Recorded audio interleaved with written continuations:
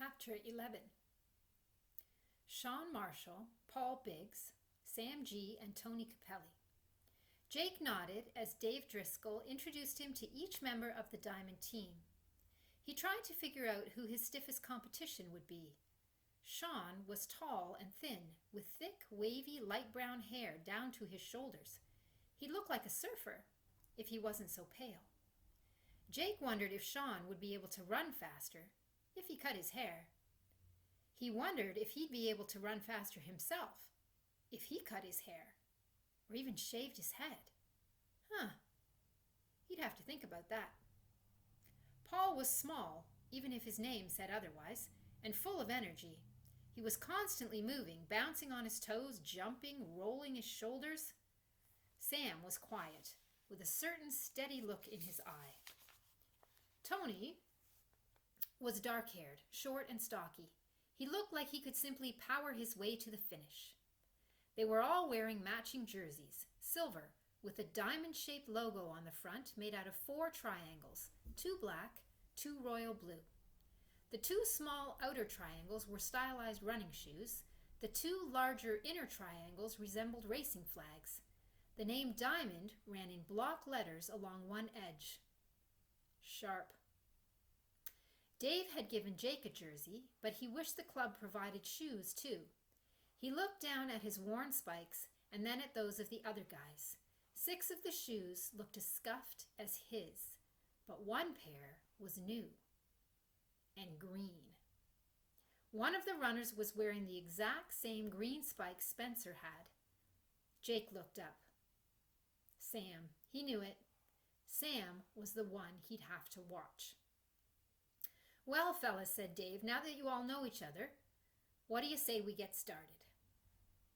The Cedar Grove Conservation Area had a long, thin strip of woods and grassy meadows that rolled out along the river. After doing a series of warm-up stretches, the boys started running along the path down by the water and then followed it up into the woods, over bridges, and along the edge of a pumpkin field. Most of the field had been cleared already, but one section was still full of bright orange pumpkins. "This is easy," thought Jake. "No problem." He stayed easily ahead of Tony and Paul. He moved ahead of Sean and positioned himself right behind Sam. He thought of passing him, but figured he'd just stay behind this time and study his technique. When they came out of the woods again and into the open, Dave waved them over. They weren't stopping already, were they? That was nothing. When everybody was together again, Dave had them sit in a circle on the grass. "This is like kindergarten," thought Jake. Dave started talking to them about how there was more to running a race than just covering the distance. Continuous running helped build endurance, but a runner also needed depth. He needed a well of energy he could tap into at key moments, such as when he needed to pass or to finish strong. To win, thought Jake. Yes, he liked what he was hearing. Dave had all the boys spread themselves out in a line across the field and start running as they had been, but when he blew his whistle, they were to do wind sprints, running as hard as they could, as if they were doing the 100-meter dash. When they heard the whistle again, they were to resume their regular pace. When they had crossed the meadow this way and were back in the woods, they ran a loop that took them back out into the open, and then they did the wind sprints again. Jake lost track of how many times they did it. Finally, Dave put the whistle down and told them to finish with an easy run down the path and back to the parking lot where they had started. It was hard work, and Jake ached all over, but his mind told him this was good. Finally, he thought, watching Dave clap each boy on the shoulder as he said goodbye, here was a guy who didn't fool around, who took things seriously. "Great work out there today, Jake. Thanks. See you tomorrow?" "No. We meet every Monday, Wednesday, Friday if we can. Take a break tomorrow. We'll see you Friday." "What? Take a break?" No way. That wasn't going to take Jake where he wanted to go. Toughness. That was his focus. Still, he was hopeful about the way things had gone that day. Thursday morning, Jake ran as usual.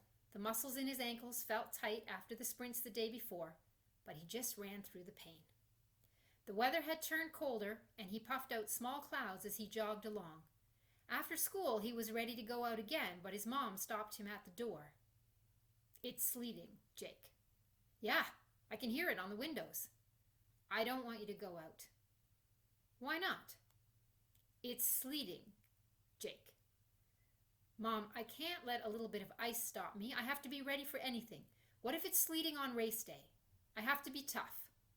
She crossed her arms and smiled. "It's not race day today, Buster, and I can be tough too, you know. I don't want you to catch pneumonia. You're not going out."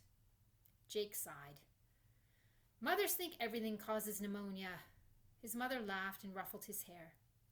He knew right then he was going to give up the idea of shaving his head. He liked it when she did that. Jake went downstairs to work out instead. To his surprise, Luke was there, and so was all his stuff. Guitars, amplifiers, cords, and wires running everywhere. "What are you doing here?" "Mom said it was too noisy for you if I played in my room." "Well, how am I supposed to work out down here?" "Do it to the tunes, man." Luke grinned. Jake picked up his hand weights. "You know, if Dad's such a fan, you should get him to build you a room over the garage." "Nice idea. I don't think it's going to happen." "Come on, he loves your music." "Me?" "Yes." Luke put a hand over his heart. Then he patted his guitar. "This baby?"